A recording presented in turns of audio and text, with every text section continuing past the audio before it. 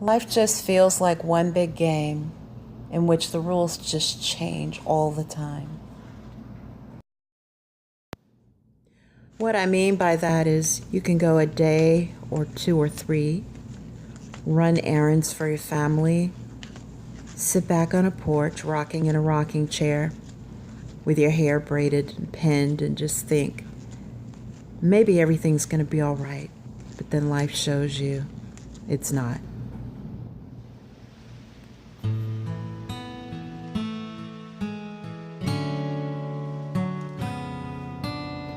So we ended up the last week in October, first week in November, running the kinds of errands we never dreamed we'd be running.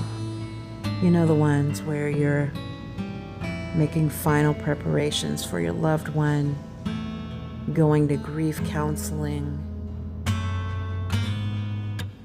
and nothing has color or meaning to you, even though life goes on all around you.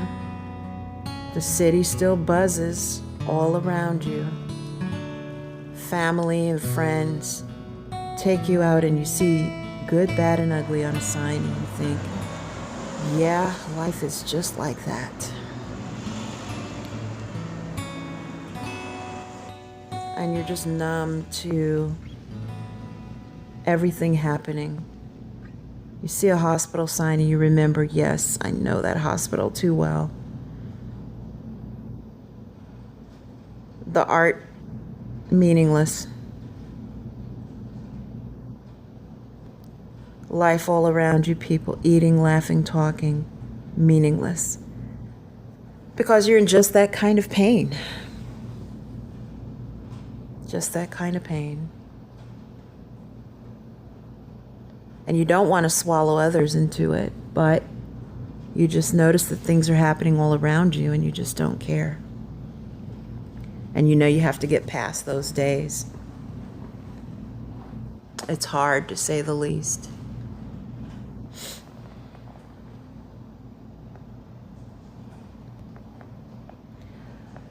I think often that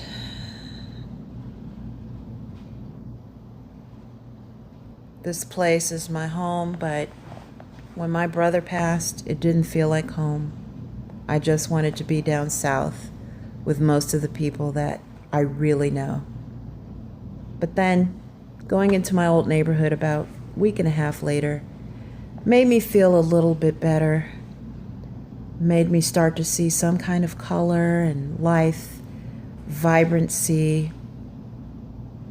It made me feel good to be in the area a little bit and lifted my spirits some. But when we went to Blanco's, I thought about he's just not here. And this was one of his favorite places to eat. And the waiter we had didn't really look like my brother, but he reminded me of him. And this reminded me, lo importante es reír y reír juntos. It's important to laugh and laugh together. Yes, it most certainly is. The squirrel sculpture made me think of him. I mean, everywhere I look, I think of him. This entryway at Ralph Lauren made me think of my brother. And it made me think of spirituality and church. I just felt a sense of reverence, peace, humility. I didn't need to go into the store. The gate helped me out.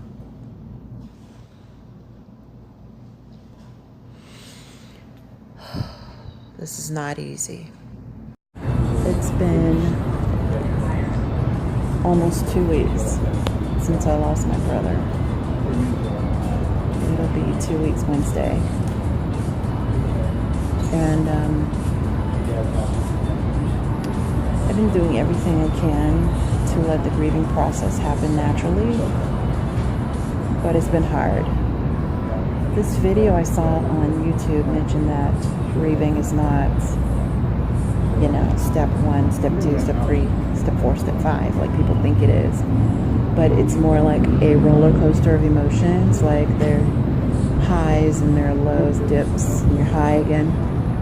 I would agree with that. It is very much like that. I get anxious when my mom mentions to someone that my brother has died. And I still can't even believe it sometimes when I say it.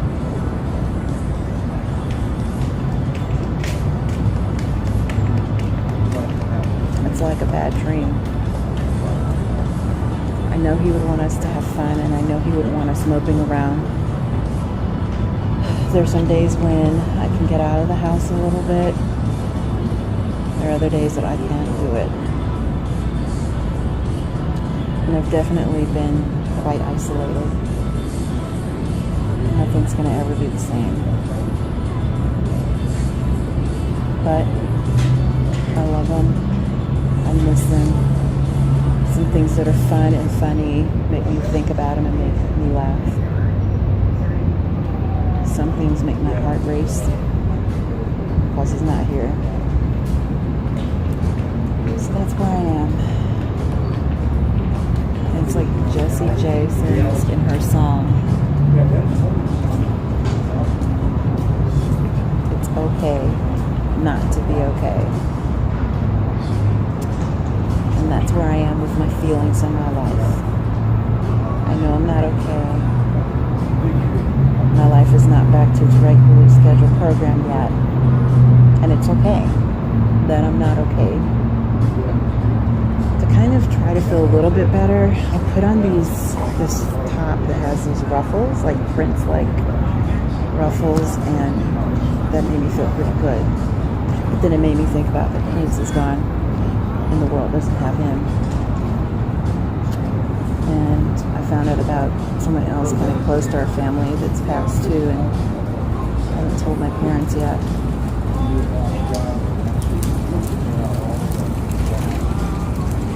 I'm trying my best to wait until my mom has gone to her doctor's appointment tomorrow. She has some testing and stuff to go through, because it's going to be a shocker to her. Beyond that, I'm just enjoying this. It feels like a quaint little town. I made a run for the border and just about knocked it down. My appetite is starting to come back a little bit. Not a whole lot, but I have these moments in which I could really eat something and do it justice. I haven't been eating whole meals a lot of the time in the past couple of weeks since we lost my brother. There have been times that I'm skipping meals. Like, for instance, I didn't eat breakfast this morning or dinner last night because I just was not hungry. It just was not happening. And sometimes when I think I can eat, I'm not able to eat. So I'm hoping I'm able to eat all of this. It's Taco Bell. The holiday pillows make these little star-like impressions on the ceiling. I think it's so cool. I love it. It's kind of celestial. Makes me feel like my brother's still with us, and he'll always be with us, but I like to sit in here and think of him. It's been 2 weeks today since my brother passed away. And although he was ill for a long time, it just was unexpected because it seemed like he was doing a lot better. Although I will say the last day and a half to 2 days of his life, when I look back on it, there were indications. And even like about 2 weeks prior, maybe a week and a half prior, when he was in ICU, he told me he was not going to make it. And I don't know if I was in just my own state of denial or what, but I was kind of like, hey, of course you're going to make it. There are lots of people praying for you, and we have a large family, and they're all praying for you. Like, I went down that road, but I feel a little bit of guilt because it was like I wasn't listening to him. But I just didn't want to think about a life without him. I've been doing pretty well. I've not been crying for like 2.5 days. I have my moments where I feel like it may come on. Like just then I felt but I know that he would want me to go on to have my best life. And that if he could speak to me right now, it would be, go do some of the things that I wanted to do but did not get to do. My brother and I had some of the same hopes and dreams. We each wanted to find love. Each person wanted to get married, have children, live that life. We both loved the arts and music and, wanted careers that were robust and full of energy and accomplishment and all of that. It's been kind of hit or miss with me, but as far as career and love, never been married and haven't had kids. But with my brother, the opportunities just weren't the same. I mean, we've both done things in music and had little groups and stuff locally and sang locally and stuff, but it had been several years since he had done any of that. And then the jobs he had were primarily jobs. I mean, they were often good jobs, and he often made more money than I did. And I would be like, but they weren't steps to a path or a journey in a career per se. So I'm feeling somewhat better. I still have a long road ahead. I'm still in grief counseling. And I'll say this, grief counseling is a wonderful thing. And if you lose someone you love, a loved one, like a family member, a friend, I'd say even pets, get some grief counseling. It will help. Just to be able to talk to someone who is not deeply invested in the situation of the loss helps somewhat. It allows you to pull things together in your own mind. And it allows you to realize that death is just change, really. The person's no longer in the same form. They've made a transformation, a transition.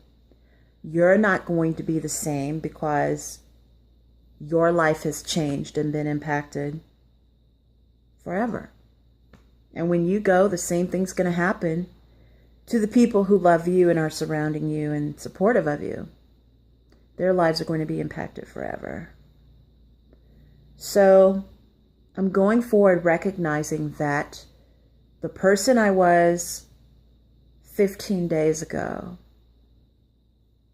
is gone too. And that the person I'm becoming is different from anything I've ever seen yet out of myself. The person I knew for 43 years is in a different form. And that form does not include physical pain and trauma anymore.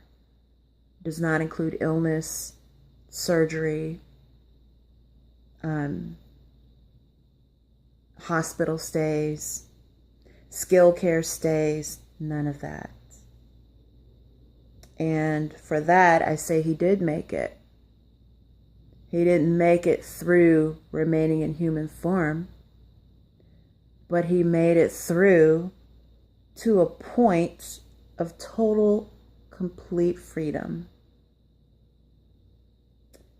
Total, complete. He's with the Heavenly Father. Nothing can touch him now. Freedom. So, he made it. He just didn't make it in the way that we humans would prefer. The thing is, when I say prefer, it's our preference, of course, for those of us who have a knowledge of Christ and the Father. to be with him. And while we're on the planet, we're just aliens. We're just passing through. But for those of us who are human in the flesh form, we have that desire, that flesh need to have our people here with us still. So that's what I mean by we humans prefer. Or prefer. I think I'm saying prefer. Prefer.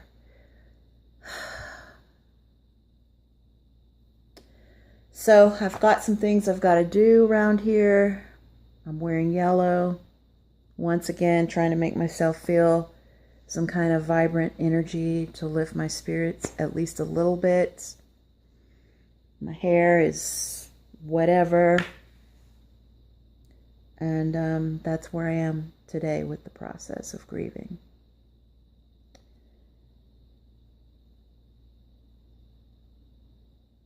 That's where I am.